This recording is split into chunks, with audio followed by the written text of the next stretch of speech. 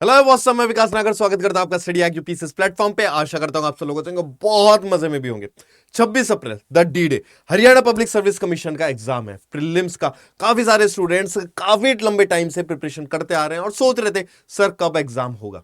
Exam की date भी आ गई, प्रिपरेशन उनकी चलती भी रही और उनको ऐसा लगता रहा कि कहीं ना कहीं हम लोग गलती कर रहे हैं, हमारा मार्क्स क्यों नहीं बढ़ रहे हैं, मॉक टेस्ट जो हम लोग दे रहे हैं हम ठीक तरीके से दे भी रहे हैं नहीं दे रहे।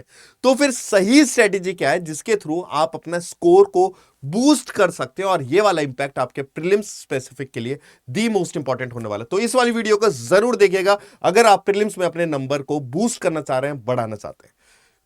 तो पहली चीज जो आपको करनी पड़ेगी कि सबसे पहले अपनी अटेम्प्ट स्ट्रेटेजी। जब भी आप कोई मॉक टेस्ट अपना अटेम्प्ट दे रहे हैं, क्योंकि हमें पता है कि जो भी हम लोग प्रीलिम्स में दे रहे हैं या फिर जो हमें प्रैक्टिस करनी है हम लोग मॉक टेस्ट के ही थ्रू हम लोग दे सकते हैं। सबसे पहले 70 से 80 क्वेश्चन जो आप लोग मॉक टेस्ट में दे रहे हो उसको अटेम्प्ट करो। 70 से 80 क्वेश्चन, उसमें से कुछ गलत भी होंगे कुछ सही भी होंगे, लेकिन जो आपकी धीरे धीरे एक्यूरेसी होनी चाहिए वो 85% एक्यूरेसी होनी चाहिए। यानी कि ये मान लो कि 70 से 80 क्वेश्चन मुझे डेली मॉक में करने और मुझे एक्यूरेसी इंक्रीज करने पर मेहनत करनी है। सबसे पहली चीज, रूल क्या कहता है कि सबसे पहले वो क्वेश्चन करो जो आप 100% श्योर हो। कभी भी पेपर को एक गो में बिल्कुल मत करो, एक गो में पेपर नहीं होता। सबसे पहले देखो, सबसे पहले इजी क्या है। इजी क्वेश्चन क्या करता है, आपका कॉन्फिडेंस बूस्ट कर देता है, जिससे कि जब आप 50-50 वाले में, जब आप 50-50 वाले जो रहते हैं, जब आप ऑप्शन में कंफ्यूज हो जाते हैं तो उसमें कॉन्फिडेंस देता है कि यार मैं ये अब पेपर कर सकता हूं और मैं ये वाला पर्टिकुलर क्वेश्चन अब अटेम्प्ट कर सकता हूं। अगर आप इजी क्वेश्चन नहीं देखेंगे और डिफिकल्ट क्वेश्चन या फिर जैसे सीरियल वाइज दे रखा है वैसे आप अटेम्प्ट करना स्टार्ट करेंगे तो आप में प्रॉब्लम आ जाएगी। प्रॉब्लम क्या चीज आएगी कि जो क्वेश्चन इजी होगा वो आप थोड़ा सा कंफ्यूज हो जाओगे, उसमें वो गलत कर दोगे और डिफिकल्ट वाले के तो आप छोड़ ही दो। तो सबसे पहले इजी क्वेश्चंस करने, फिर उसके बाद मॉडरेट वाले पे जाना। मॉडरेट यानी कि 50-50, और जो टफ वाले क्वेश्चन आते हैं उस वाले में एलिमिनेशन मेथड आपको यूज करना है या मोस्ट प्रोबेबली वो स्किप ही कर देना। ज्यादा अटेम्प्ट करने से आपने ये सोचा कि 100 क्वेश्चंस में अटेम्प्ट करूंगा और फिर उसके बाद पता लगा कि जो आपके क्वेश्चन सही थे जिसमें आपको 110% मार्क्स मिलते ही मिलते हैं उसमें से और नेगेटिव मार्किंग आपकी हो गई। तो ये वाली गलती आपको नहीं करनी है। एलिमिनेशन मेथड आपको यूज करना है 50-50 में, और उसके बाद जो टफ वाले हैं उसमें भी कर सकते हो, नहीं तो वाले स्किप करो। Master elimination technique. अब एलिमिनेशन कैसे करेंगे आप लोग, अगर कहीं पर आपको किसी भी स्टेटमेंट में ऑलवेज, नेवर या ओनली वर्ड नजर आ रहा है तो मोस्ट प्रोबेबली ज्यादातर ये गलत होता है, तो उस वाली स्टेटमेंट को गलत कर दिया करो। और फिर अगर आपको ऐसा लग रहा है कि यार ये वाला डाटा, या आपने देखा होगा काफी बार जो डाटा दिया रहता है ना, जैसे अगर कोई बजट का डाटा आया है कि 99,771 ऐसे कुछ करके एक डिजिट्स लिखे रहते हैं, तो वो ज्यादातर सही ही होता है। तो इस चीज का जरूर ध्यान रखना।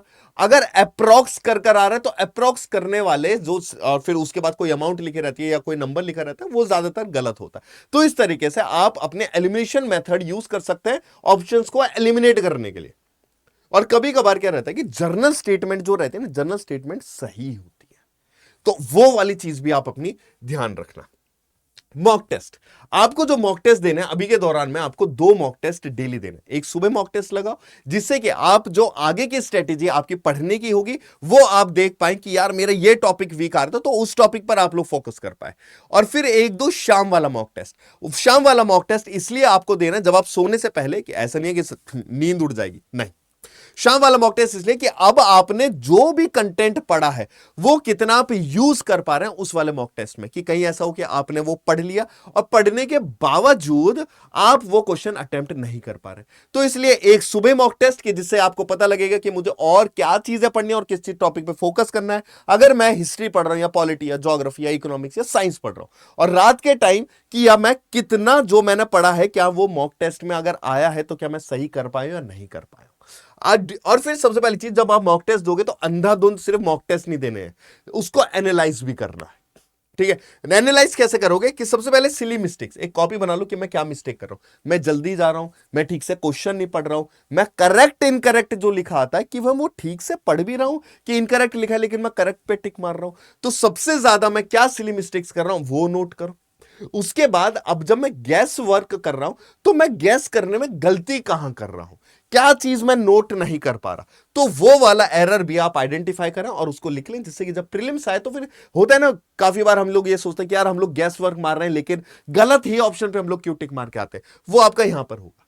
जोन से ऑप्शंस में आप गैस वर्क कर रहे हैं तो वो देखिए कि मैं गेस वर्क ये गलत क्यों कर रहा हूं, क्या चीज इसमें और आइडेंटिफाई कर सकता हूं मैं, वो वाली चीज। High return topics, high return topics में आपको क्या देखना है कि यार अगर मैं पॉलिटी कर रहा हूं तो पॉलिटी में सबसे इंपॉर्टेंट टॉपिक्स ही मैं करूं, अंधाधुंध ये वाला सेंटर स्टेट रिलेशंस हो गया, इंटर स्टेट काउंसिल हो गई, जोनल काउंसिल हो गई, या फिर इलेक्शन सिस्टम हो गया, तो वो वाले टॉपिक आपको नहीं करने क्योंकि वो अनइंपॉर्टेंट टॉपिक है। हाई रिटर्न टॉपिक जो बार बार आते हैं और एग्जामिनर आपसे पूछते ही पूछता है। फॉर एग्जाम्पल अगर मैं पॉलिटी की बात करूं तो फंडामेंटल राइट, डीपीएसपी आपका हो गया है, फंडामेंटल ड्यूटी, फंडामेंटल ड्यूटी आपका हो गया, पार्लियामेंट आपका हो गया है, पार्लियामेंट में स्पीकर, प्रेसिडेंट, वाइस प्रेसिडेंट, ये सब हो गया। उसके बाद कॉन्स्टिट्यूशनल, संवैधानिक और असंवैधानिक, constitutional and non constitutional bodies आपकी हो गई है। तो ये आपके इंपॉर्टेंट टॉपिक्स हैं। अगर मैं हिस्ट्री की बात करूं तो हिस्ट्री में आप देखोगे आफ्टर गांधीयन एरा, मतलब कि एक तो गांधी एरा, एक तो गांधीयन एरा के बाद आप जरूर पढ़े, सबसे इंपॉर्टेंट रिवोल्ट्स जरूर करें, रिफॉर्म्स मूवमेंट, रिफॉर्म मूवमेंट आप बिल्कुल जरूर करें।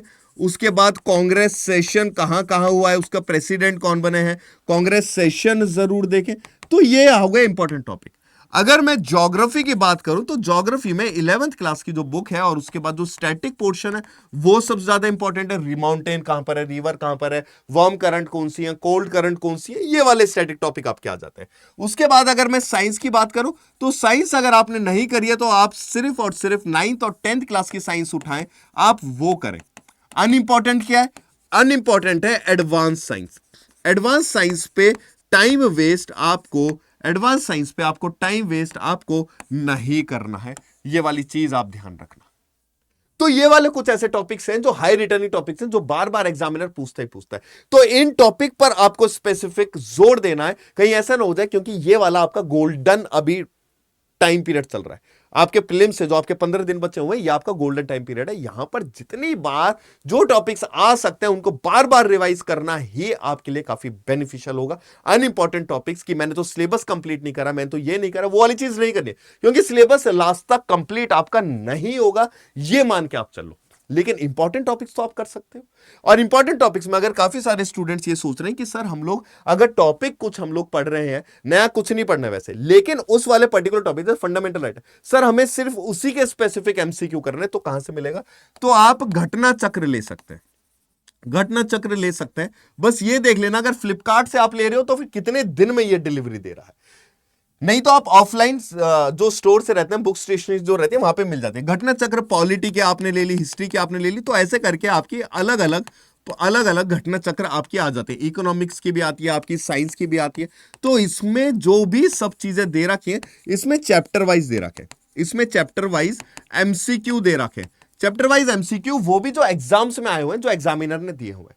इसमें समरी भी आपको मिलेगी, वहां से भी रिवीजन कर सकते हो, और जो एमसीक्यू आपको नहीं है उसके नीचे एक्सप्लेनेशन भी दे रखा है, आप वो भी देख सकते हो। ठीक है ना, अब वो भी पर्टिकुलर चीज आप देख सकते हो। उसके बाद अवॉइड दिस मिस्टेक, आपको क्या मिस्टेक नहीं करनी चाहिए, ज्यादा मॉक बिल्कुल भी मत दो। अंधाधुंध मॉक की 5 लगा रहे हो, 6 लगा रहे हो, स्कोर बढ़ नहीं रहा है, ऊपर से नीचे कम हो रहा है, कुछ आप रिवाइज नहीं कर रहे हो, वो वाली गलती मत करो। नई किताबें या फिर लेक्चर्स आप कृपया करके ना देखें। उसके बाद हरियाणा जीके पर हरियाणा जीके को इग्नोर ना करें। हरियाणा जीके को अगर आपको कंटेंट चाहिए तो मेरे टेलीग्राम चैनल पर आपको ये वाली चीज आपको मिल जाएगी। मेरा टेलीग्राम चैनल है पॉलिटी बाय विकास नागर, इस वाले टेलीग्राम पे हरियाणा जीके आपको पूरा का पूरा आपको कंटेंट मिल जाएगा। ठीक है, तो ये वाली चीज थी स्ट्रेटेजी कि आप अपना स्कोर कैसे बूस्ट करें, एलिमिनेट कैसे करें, मॉक टेस्ट कितने देने चाहिए, टॉपिक्स को किस तरीके से आप लोग प्रायोरिटाइज करो, ये कंप्लीट था आप सभी के लिए। तो आई होप ये वाली वीडियो आपके लिए काफी बेनिफिशियल होगी। और अगर आपको किसी भी तरीके की वीडियोस चाहिए जहां पर आप डाउट आ रहे हो तो भाई कमेंट सेक्शन में जरूर वो लिखना, और मैं उस चीज के लिए ऊपर वीडियो जरूर बना के लाऊंगा। तो आई होप ये वीडियो आपके लिए काफी बेनिफिशियल होगी। नीचे अपना कमेंट जरूर छोड़ना। तो मिलते हैं जल्दी, till then take care, bye bye and see you soon.